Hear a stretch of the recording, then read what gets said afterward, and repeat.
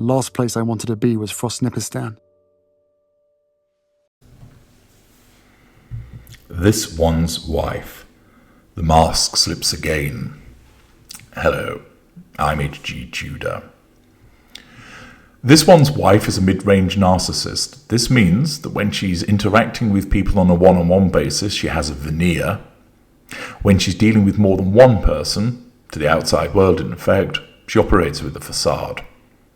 She has numerous facades. For instance, that she's a loving and kind mother, that she's a wonderful wife, that she's a kind, empathic person, that she is a pioneering female entrepreneur, that she's an empowered feminist.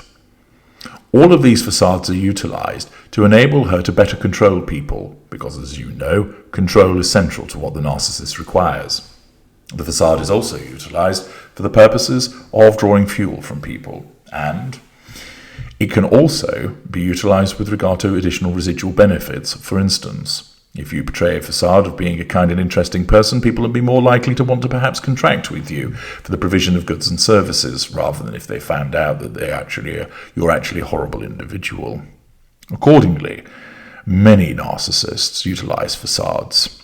They're used by mid-range and greater, and it is particularly the mid-range narcissists that rely heavily upon that facade, but often struggle. This is because their narcissism has not evolved to the extent that they have such a brilliant level of threshold on their ignited fury.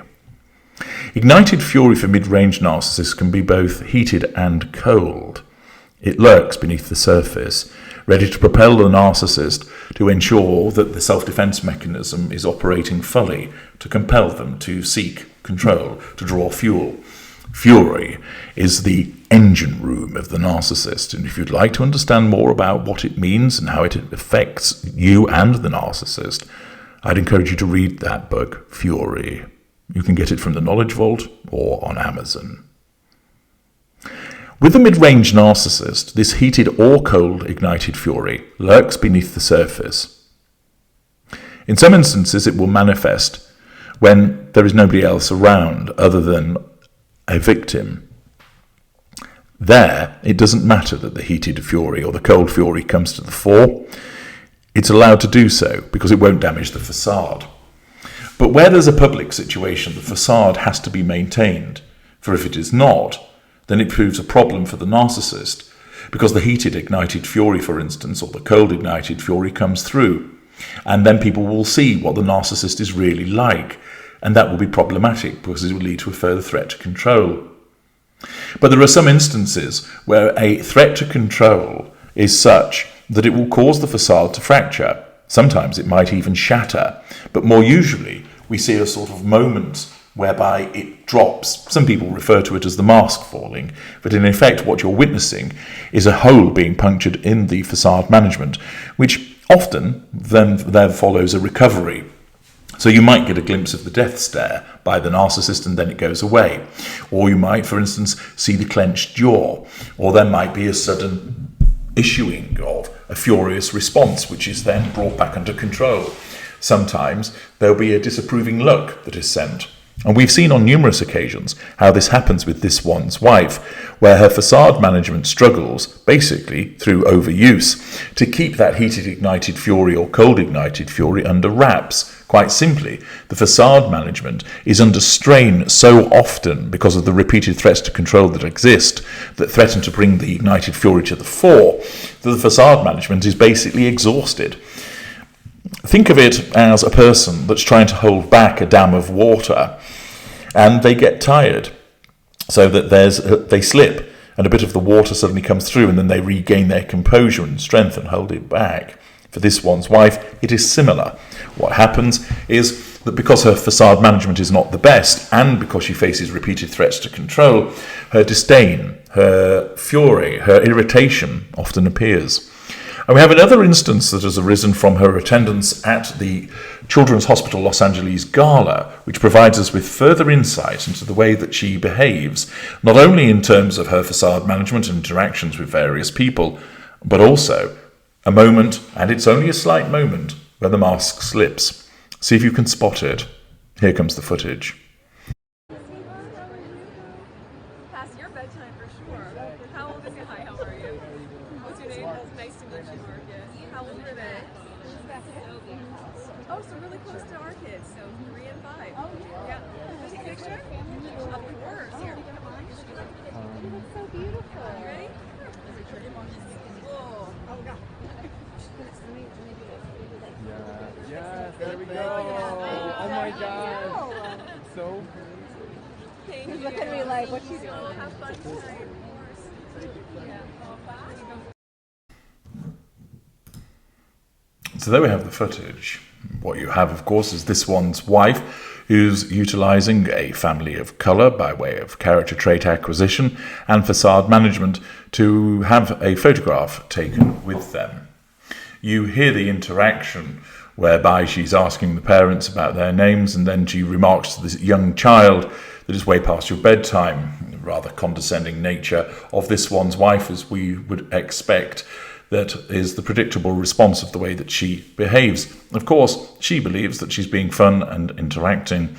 She's there messing with the straggling hair. And she ensures that she has a photograph taken with the family because, of course, it's all good facade management to have her picture taken with a family that are of colour.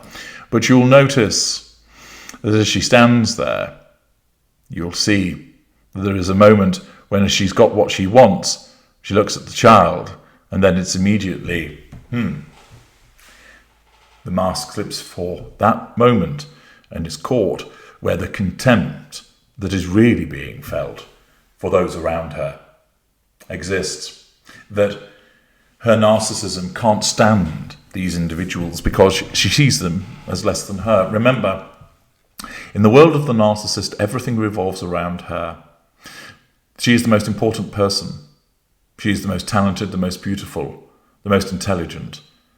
People should understand and anticipate her needs. And in this instance, you see children are just there as part of the facade management. She doesn't actually like them. She doesn't love children. She actually finds them a nuisance. They get in the way and they detract. You'll see as she talks that she has to make mention of the fact that the children are similar in age to hers. Once again, making that connection as if she almost just remembers that that's the ages of the children that she has.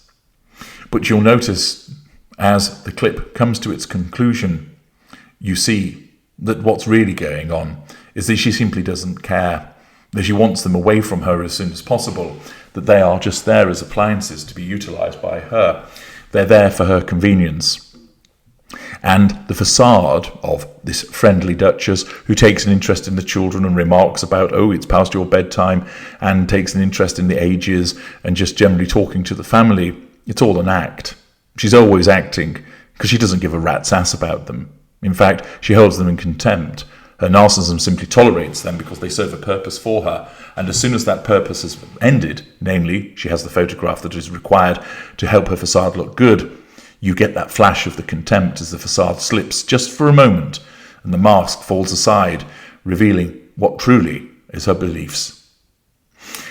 Yet again, it demonstrates how her facade isn't up to the job of maintaining it. Here, there isn't actually any particular threat to control. It's not like she's being challenged. It's not like she's being criticised or ignored, which are often instances of the facade slipping. But here, it's simply the strain of showing an interest in people she doesn't care about doesn't quite have its seamlessness. And it allows us to see, because we know what she is, that brief moment where the mask slips and her true feelings about those around her are revealed. I'm HG Tudor. Thank you for watching.